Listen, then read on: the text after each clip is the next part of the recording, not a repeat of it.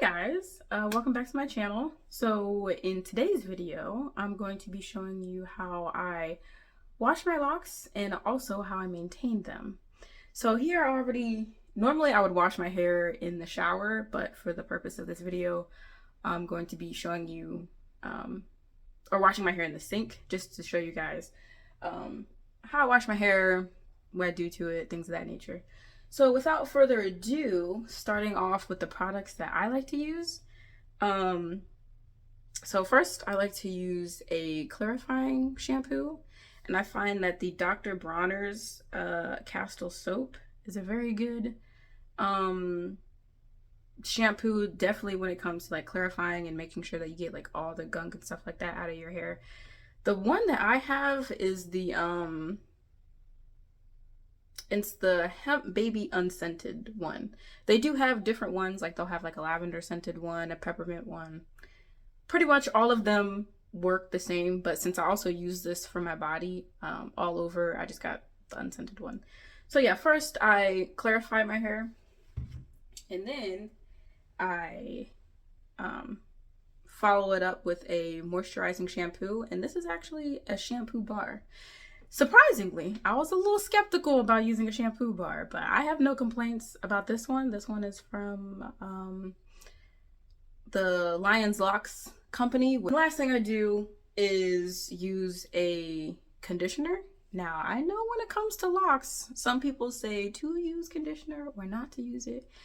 I just say just work what is best for your hair. So if you find that your hair is dry and you need conditioner, go ahead and use conditioner. Without further ado, let's actually get into the washing process. So this is me just checking the camera, making sure that it's recording and whatnot. So right now I'm just turning on the water, making sure like it's not too hot, not too cold type of vibe. And of course, the first thing I'm going to be doing is making sure to rinse my hair really good, making sure my hair is coated with the water before I put my shampoo in it. And here I'm applying my clarifying shampoo, and then after that I'll go in with my moisturizing shampoo, and then finally with my rinse out conditioner.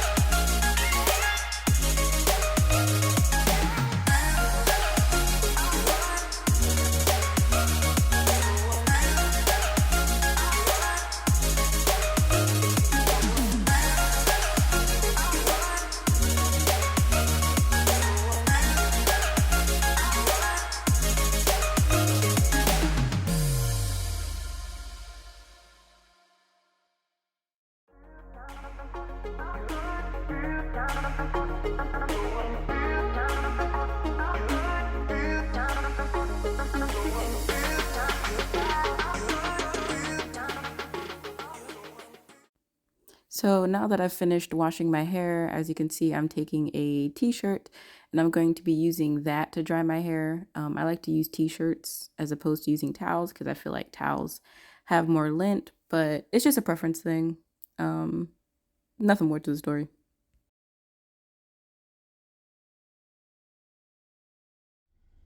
So right now I'm in my bathroom. I'm going through my interlocking method. I know that everyone has a different way of maintaining their locks, whether that be palm rolling, interlocking, crocheting. I'm someone that likes to interlock just based off of my normal hair routine, which is I like to wash my hair on a weekly basis, so palm rolling would not be the most beneficial. So for interlocking, you really don't need many products at all. I just have like just a little spray bottle here to make sure that my hair, if it's dry in certain areas, that it's wet before I go ahead and try to loop it through and stuff like that. And then I'll put a little bit of oil on my scalp of the section that I'm working on. And then I have these like interlocking tools. So this one I use for like the smaller sections, and then for this one, obviously I use it for like the thicker locks because sometimes my thicker locks don't fit through this hole, so then I have to use this one. Now I also understand that there's different rotation patterns for interlocking if you're someone who does do that. I like to do the 2-point rotation because I'm very forgetful and sometimes I lose my train of thought. So doing a 2-point rotation is a lot easier than doing a 3-point or a 4-point rotation. You know, for example, me, I just go 2 directions versus with a 4-point rotation, you're going 4 directions, 3-point, vice versa. So to show you an example of how I do it. So I already applied oil to my scalp, so I don't need to do that. But since it is feeling a little dry, I'm gonna go ahead and spray my hair.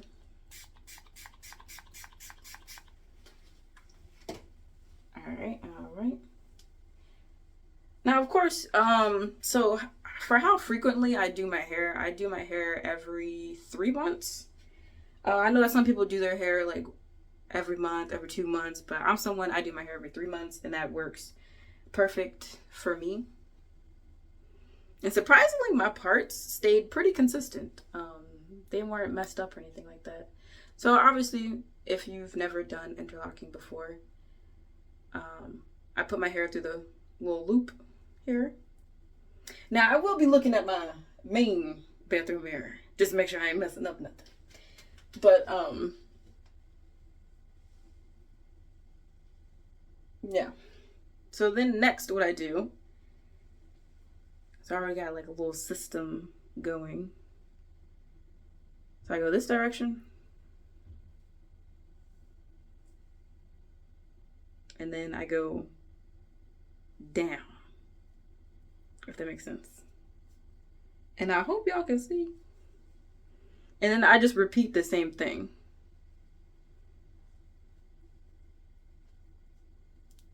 And sometimes the little thing might slip off, but it's okay.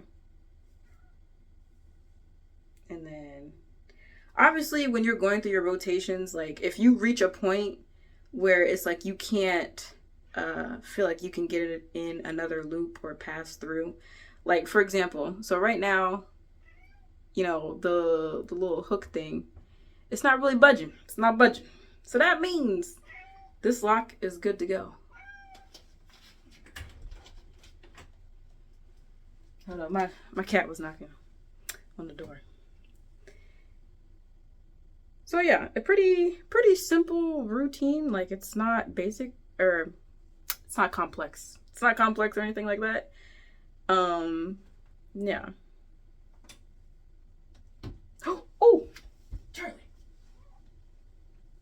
My cat is about to knock my other mirror over. Now, of course, when you get up to the, like your hairline, you want to be a little bit more gentle, especially when it comes with like the tugging and the pulling and stuff like that. You know, you definitely don't want to cause too much tension or anything. But yeah, that's pretty much it. So when I finish, I will come back and show y'all what it looks like when I'm done. So I am finished with my hair. You know, it did take me, I'm not gonna lie, it took me a long time because I did take multiple breaks, you know, and got distracted doing other stuff. But if I didn't take those breaks, it would have took me maybe like 8 hours instead of maybe like 10 hours. But hey, you know what? It's okay. It's okay. But I'm gonna give y'all a 360 of what my hair look like.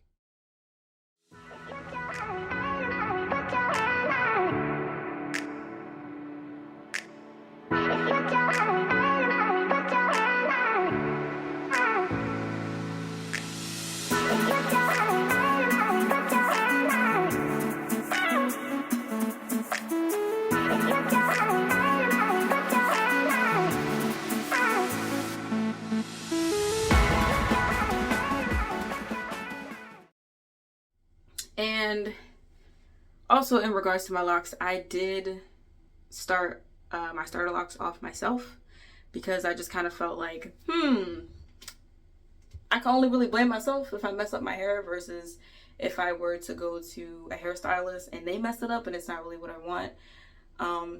So yeah, I just chose to do that, and also to like help save money too. But then I did reach a point where I was like, hey, you know, let me, you know, try to venture out, see if there's someone in my area that could do my hair. So I was going to a person. I went to them 3 times. But after the 3rd time, I stopped going because I'm very tenderheaded. And I find it hard to express, you know, like, hey, you know, like I am, like I did tell him on the first visit, like, yeah, I am very, like, I'm a tenderheaded person. But I also find it like, if I was me being a client, that maybe the stylist might find it annoying that I'm saying, oh, that hurts, you know, every 5 seconds. So rather than dealing with that, and like the last time I visited him, like I tell you, my scalp felt like it was on level 1000. I couldn't wait to get up out the chair. So that's when I decided, you know, hey, you know, I'm gonna just go back to maintaining my hair like what I was doing, but you know, and I took a break from it. So now I'm back to maintaining my hair. And I did have some concerns too, because I noticed that he was pulling my hair tight, especially around like the frontal, not the frontal. What is this? The edge, the hairline. Yeah, the hairline area. So I was like, ooh, I'll be darned if I'm out here bald, you know, walking around, ain't got no goddamn edges. But, you know, hey, they still there. They're still up there breathing well and alive. But yeah, it was just a concern thing that I had, because I was like, okay, if I keep going to him consistently and like he keeps doing it this tight, like I'm gonna be bald headed. You know, I'm gonna be out here looking like Cynthia's doll from Rugrats. So yeah, I hope to see you guys in the next video, and thank you for watching.